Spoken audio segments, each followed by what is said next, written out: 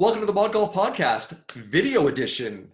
I just finished up a fabulous conversation with the Shee sisters, who are a bit of a YouTube thing and an Instagram thing, and also a sock and apparel thing. They're all kinds of things.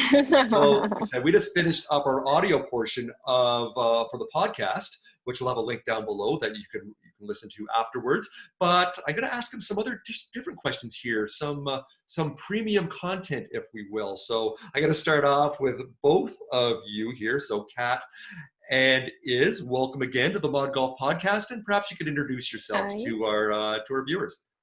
Of course. So my name is Is. I'm co-founder of Is Golf, and I guess you can call me a influencer turned entrepreneur. I like the sound of that. Love it. Not bad. I'm Kat, and I am a professional golfer, and I also do YouTube on the side.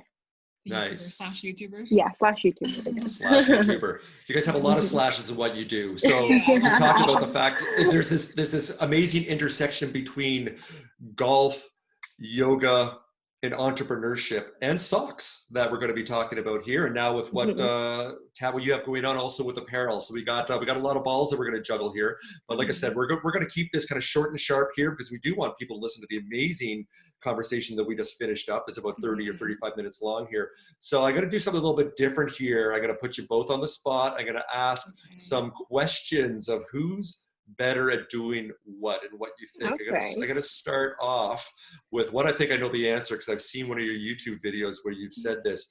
Who right now is the better golfer with the lower handicap?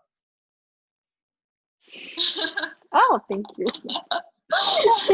Yeah, I would definitely say it's Kat, because while we started at the same age, I stopped playing competitive golf probably a good 4 years ago, and she 4 years ago? 4 years, maybe, yeah, three. No, you're probably like ago. 18. 18. Oh, that's true. Well, no, but I played a little bit. 7 years ago. Yeah. Well, I played a little bit. Okay. Right. Probably like 3-4 years ago.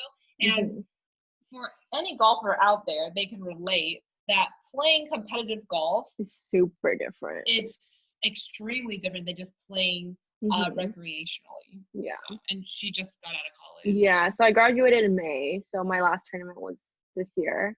So I'm still like kind of sharp, but I can like easily get back to it. Okay, I'm going to ask this now. Okay, since you're not at your peak anymore, since time flies and it's been 7 years, not 4 that you're competitively playing, when you were at your peak, would you consider yourself a better golfer than your sister? I'm going to put you on the spot here. I think we go head to head, definitely.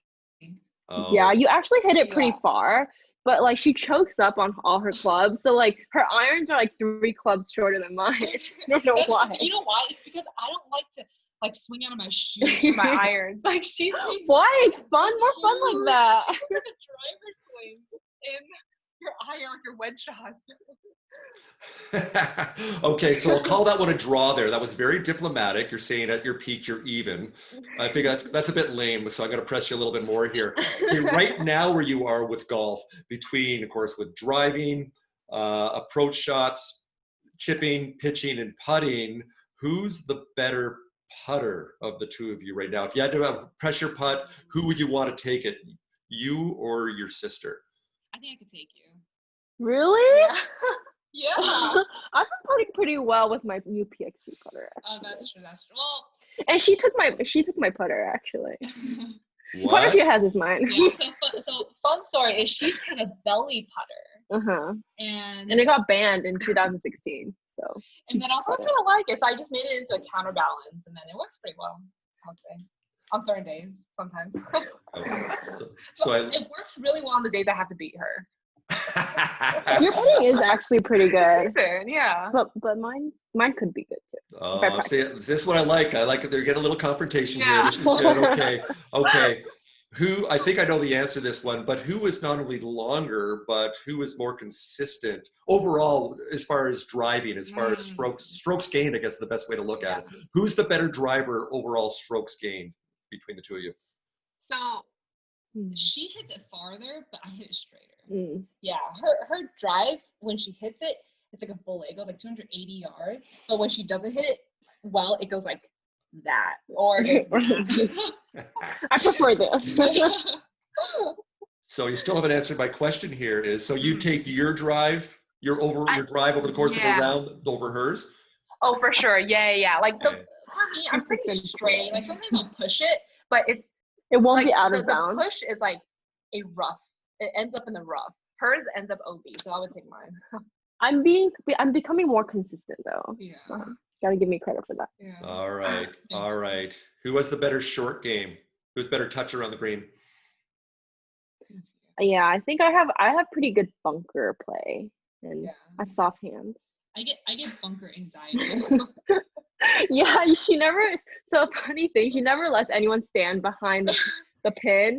She thinks she'll hit them. Like, or I end up if someone is just like even slightly like behind the pin, I chunk it because I just don't want to hit them. I'm just so considerate. Comes out a little bit hot. Oh, you're doing it for them. Yeah, exactly. Oh, it's very thoughtful of you. Yeah, very thoughtful.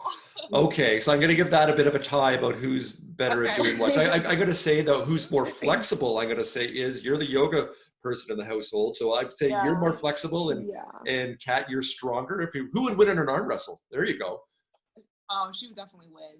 I think just because I've been working out like religiously for the last like 4 years. Yeah, she actually like uses weights. I don't even go to the gym. I actually don't go to the gym. I'm one of those people that I look really strong, but I'm not. Like really fit, but then I like probably can do like one pull-up if I jump.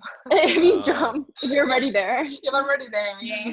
Oh, so an imposter syndrome there on the strength. You look a lot stronger than you are. All right. Yeah, it's genetics. You got my dad's genetics. Yeah, I'm just more lean and just like naturally athletic. So but then my strength is definitely in yoga.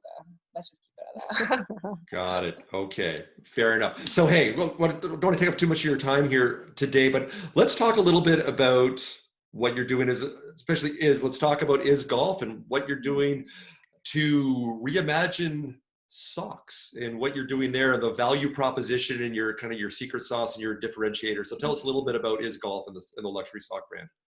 So we are the first luxury sock brand out there, and we're made with recycled plastic and coffee grounds. And the reason why we created this brand is because we thought if we could create anything like products that are more sustainable and that feel better, more people would start buying sustainably. So that's kind of the core mission of us, of Is. Love it. And we talked about it on the podcast recording, so I'm not going to reveal it here. People have to go over and listen to the podcast. You told us, because I asked the question, how do you make luxury, comfy, soft socks out of coffee grounds and recycled plastic? And you answered that. So don't answer again, because people want to we'll leave it at that. That's right. Cliffhanger here. So if you want to find out, listen to our podcast conversation there. So Kat, you had mentioned on the podcast that you're ready to launch a new apparel brand. So tell us a little bit about that. So it's a woman's apparel line, and it's right now we're going to start with skirts and matching set for a shirt too. But basically the skirt is detachable. It's multifunctional. So you can go from the gym and then to golf, and then you can go to dinner with your friends. But I basically made this skirt based off my lifestyle because that's just how I live. And I think that other people are out there that live the same way that I do. So I just want to make it more convenient for everyone. Yeah, and going off of that, it's just people nowadays are so busy. Like 10-hour days. Like how can you go home and shower and then like change? And like that's why, for example, Mark Zuckerberg, he wears the same thing. Like that's why Steve Jobs does. But we think we can do that and still look extremely fashionable at the same time. And you do, whether it's long socks or not. You two both pull that off, and you do a great job of that. It's part of your brand and part of who you are. So since both of you now have been in the entrepreneurship space for a couple of years now, could you talk to or tell our viewers here, some of the kind of the lessons learned or a couple of entrepreneurial tips or cautionary tales of things that you wish you did differently or now that you've learned, to give people some entrepreneurial advice? Yeah, so what I think the biggest lesson that I've learned is that you just cannot be afraid of failure. Like failure is a part of the journey. Rejections are a part of the journey. And whenever like things get really hard, just remember that all the successful entrepreneurs and anyone that you look up to has gone through the same things that you are going through. And the only way out is through. And so I really believe that. So of course, like there are people that say no to you. There are people that just like don't believe in you until, you get to a certain position.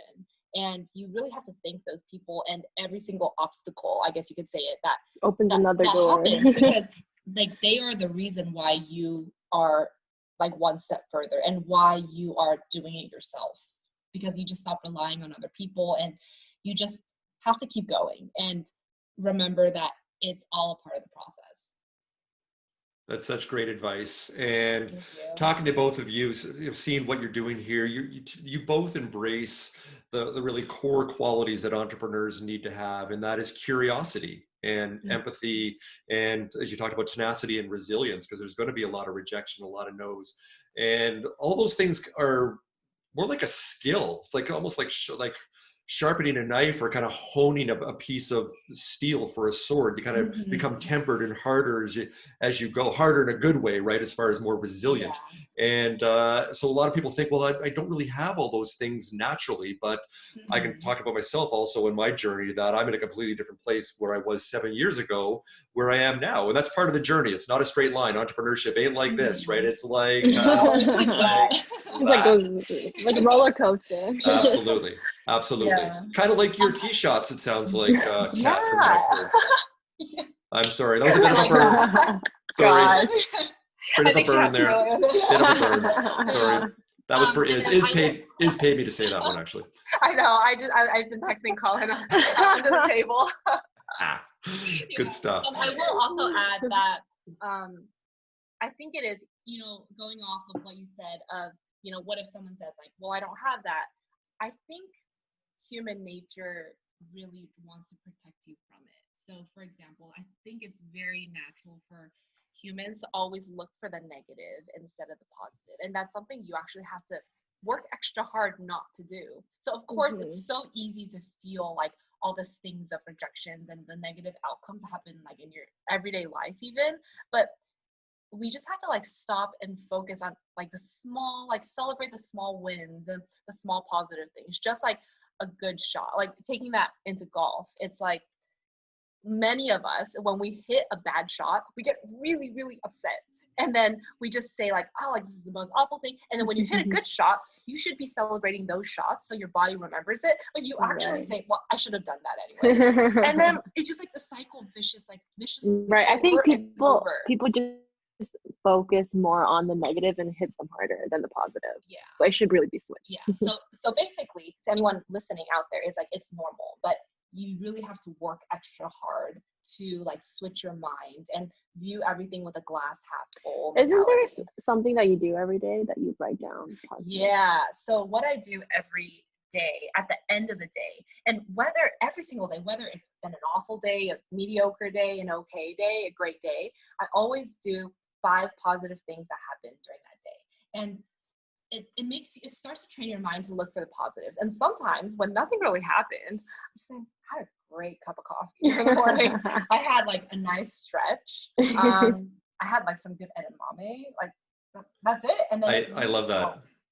Yeah. Well, in a way, what you're doing there, you're expressing gratitude for the day, the smallest thing, right? And that's so important on the golf course. It's so important in business, and it's even more important in our lives. So that's those are, you know what, those are great nuggets of wisdom there. You two like are just wise beyond your years here. It's like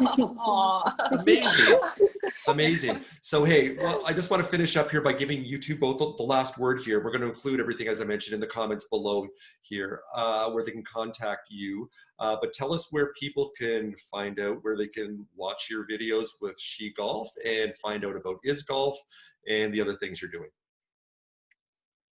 Cool. So my Instagram is just my name. It's KAITLEENSHEE.